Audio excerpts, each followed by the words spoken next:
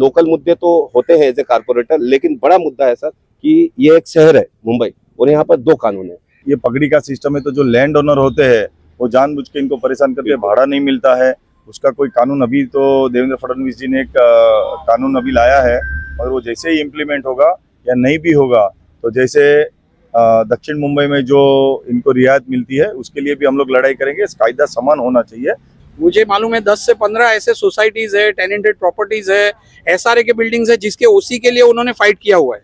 कितने टेनेंटेड प्रॉपर्टीज के लिए उन्होंने फाइट किया हुआ है। लीना दहरकर थी, गोपाल शेट्टी जी थे, योगेश सागर जी है, सबके को सहकार से वो कर ही रहे। वर आता उभा आहे कॅन्डिडेट म्हणून, पण त्यांनी पद घ्यायच्या अगोदरच सगळी कामं केलेली आहेत। पुष्कळ कामं इथं ओसी वगैरे सगळ्यांचे आणायचे बिल्डिंगचे पुष्कळ कामं त्यांनी केलेली आहेत। त्यामुळे सगळ्यांना हा विश्वास आहे की जर आता ते पदावर आलेत म्हणजे ह्याच्यापेक्षा जास्त काम करतील। मुंबई में मुंबई महानगर पालिका का जो इलेक्शन है वो चारों तरफ जनसंपर्क अभियान जारी है, लेकिन नॉर्थ मुंबई में भारतीय जनता पार्टी के जो कैंडिडेट हैं वो हर जगह अपना अपना प्रयास कर रहे हैं कि जो जनहित के मुद्दे हैं, जो डेवलपमेंट के विकास के मुद्दे हैं, वो लोगों तक पहुंचाएं। और उसी तारतम्य में हम 30 नंबर वार्ड में हैं।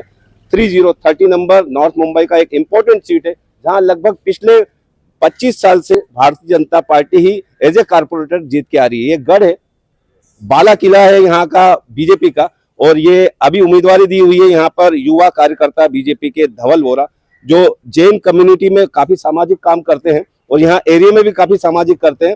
तो धवल भाई, बहुत बहुत स्वागत है MNS मीडिया न्यूज सर्विस के खास कार्यक्रम में। हम हर जगह बात कर रहे हैं कि क्या क्या मुद्दे होंगे। 30 नंबर वार्ड भी बहुत मजबूत किला है, लेकिन आप जनसंपर्क कर रहे हैं, लेकिन एक बहुत सारे मुद्दे आप गिनाएंगे, लेकिन मैं पहला मुद्दा गिना देता हूं आपको कि यहाँ पर मुद्दे, लोकल मुद्दे तो होते हैं एज ए कारपोरेटर, लेकिन बड़ा मुद्दा है सर कि ये एक शहर है मुंबई और यहाँ पर दो कानून है। एक शहर में मतलब माहिम से लेके कुलाबा तक सेल्स बिल्डिंग का जो कानून है, जो पगड़ी वाली बिल्डिंग है, उनको अनलिमिटेड FSI जो कानून हुआ पहले का, लेकिन वहीं पे एक अन्याय हो रहा है उपनगर में, मुंबई के उपनगर में, कि जहां पर जो पगड़ी वाले आपके ये वार्ड में 30 नंबर वार्ड में हमारा व्यू है, हमने बहुत काम भी किया यहाँ पर, लीना देहरेकर हो या गोपाल भाई के साथ में मिलकर, कि इसकी आवाज उठे। और गोपाल भाई इसके लिए रेडी हैं कि आप लोग सब रेडी हो और इस पे कानून बने। तो जो पगड़ी वाली बिल्डिंग है मुंबई उपनगर में 32 नंबर वार्ड में काफी सारी, जिनको बेघर कर दिया जाता है और वो पगड़ी वाले बाहर चले जाते, और लैंड ऑनर वहां पे डेवलप नहीं करता है। ये मुद्दे हैं। और दूसरे क्या क्या मुद्दे होंगे यहाँ? देखो, पहले तो आपने जो बताया वो बात से मैं सहमत हूँ। लास्ट 3-4 साल से मैं इसी पे काम कर रहा हूँ सुनील भाई, कि यहाँ पे 70 साल से ये कांदीवली को बोलते गोकुड़ी गांव है, यानी यहाँ पे ओरिजिनल जो चाली रहती थी या बिल्डिंग रहता था 1+2 के या जैसे, तो वो 70-80 साल हो गए यहाँ पे, तो वो जर्जरित हो गई है। और बहुत सारी बिल्डिंग को 354 का नोटिस देके तोड़ दिया गया है। उसमें से मैंने लास्ट 3-4 साल में योगेश सागर जी और गोपाल भाई के प्रयत्न से 7 बिल्डिंगों को लोगों का विश्वास बन के समाज सेवा के माध्यम से मैंने वो 7 बिल्डिंग को पूरा किया। आज एक 17 साल के बाद वाली बिल्डिंग जहाँ पे वो भगवती होटल था, गीता सदन करके, उसको मैं पूरा कर रहा हूँ। उसका OC 1-2 महीने में आ जाएगा। लोगों को भी फिट आउट पोजीशन दे दिया है। और ऐसे अभी 10-12 बिल्डिंग ऐसी है जो 6 साल 8 साल और 10 साल से टूटी हुई है।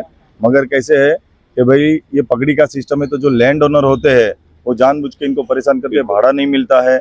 उसका कोई कानून अभी तो देवेंद्र फडणवीस जी ने एक कानून अभी लाया है, और वो जैसे ही इम्प्लीमेंट होगा या नहीं भी होगा तो जैसे दक्षिण मुंबई में जो इनको रियायत मिलती है उसके लिए भी हम लोग लड़ाई करेंगे। कायदा समान होना चाहिए सबके लिए। सभी नागरिक मुंबई में रहते हैं और यहाँ पे सामान्य वर्ग के लोग ज़्यादा रहते हैं।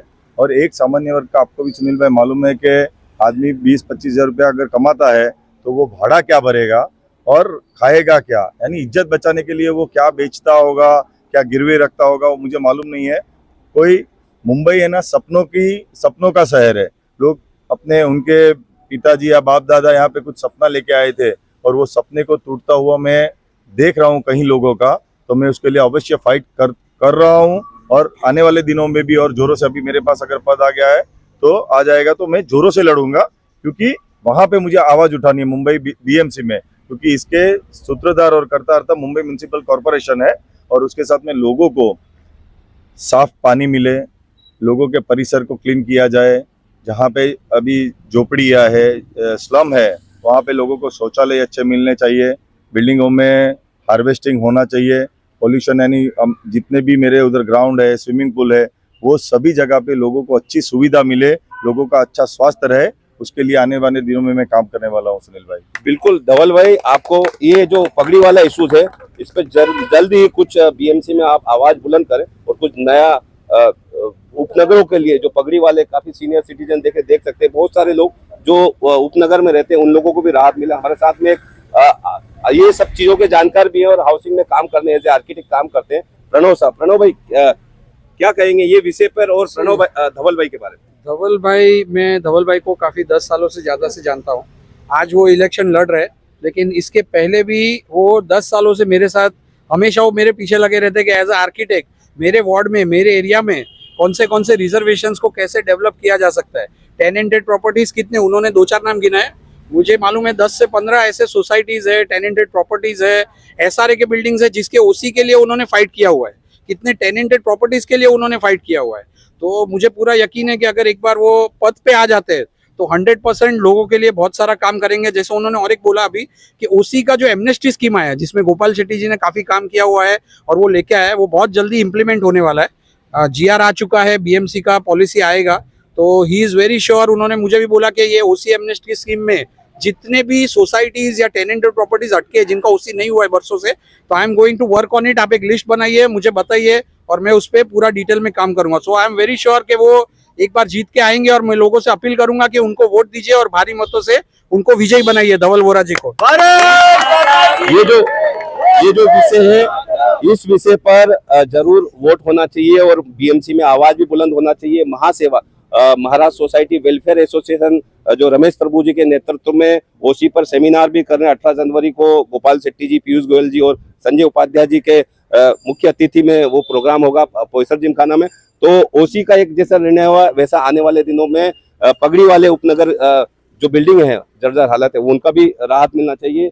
ये एरिया हो या मुंबई महानगर पालिका हो जिसे पूरी आबादी की आधी आबादी महिलाओं की है, तो हम एक और महिला से बात करेंगे कि किस तरह से 30 नंबर वार्ड में आप देखती हैं और क्या समस्या और किस तरह से रिजॉल्व करेंगे। धवल बोला जी, यहाँ 30 नंबर वार्ड में तो बहुत सारी प्रॉपर्टी ऐसी है जो बहुत पुरानी बिल्डिंगें हो चुकी है, उनकी रीडेवलपमेंट से पानी की समस्या है, गटर लाइन की समस्या है, वो सब हम वर्षों से देखते आ रहे हैं और वो सब ये सब कर ही रहे। सब यूनिटी करके लीना दहर करती, गोपाल शेट्टी जी थे, योगेश सागर जी है, सबके को सहकार से वो कर ही रहे और मुझे यहाँ इतना यकीन है कि वो भी जब जीत के आएंगे तो वो उससे भी आगे चलकर करेंगे।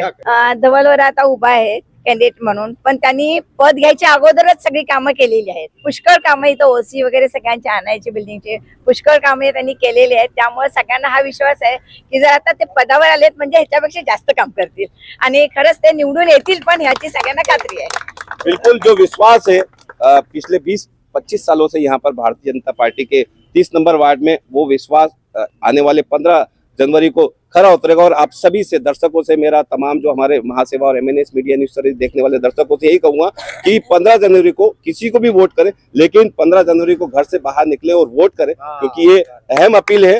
आप छुट्टी पे ना जाए, हॉलीडे पिकनिक पे ना जाएं, लेकिन ये एक सबसे बड़ा पर्व है और उस पर्व में योगदान दे। हमारे राज्य के जो मुखिया हैं वो तरक्की से काम कर सके, हमारे देश के जो मुखिया हैं वो तरक्की से ज्यादा काम करें। इस पर्व में 15 जनवरी को ज्यादा वोट करें। मैं सुनील शर्मा, कैमरा वुमेन डिंपल के साथ में MNS media news service Mumbai.